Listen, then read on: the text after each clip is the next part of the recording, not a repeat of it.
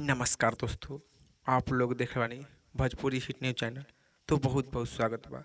तो आप लोग के बता दी कि आज सुबह सुबह खेसारी लाल यादव जी के वीडियो रिलीज किया गया है, जो कि करीब 1 घंटा में एगो नया इतिहास रच दिले बा।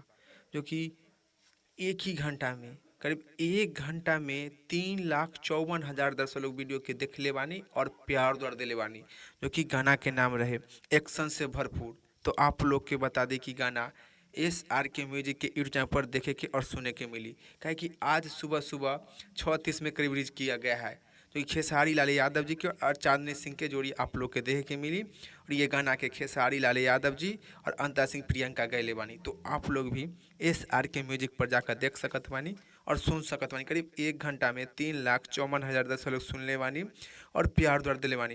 करीब 33,000 दर्शक लोग लाइक कैले बानी वीडियो की और 11,000 कमेंट कैले बानी। तो आप लोग भी खेसारी लाल यादव जी के सुपर डुपर हिट वीडियो, जो कि गाना के नाम बा एक्शन से भरपूर, तो आप लोग भी जाई SRK म्यूजिक के यूट्यूब चैनल पर और सुनी और देखी और देख कर कमेंट बॉक्स में बताई कि आप लोग के देखे में कैसन लगल।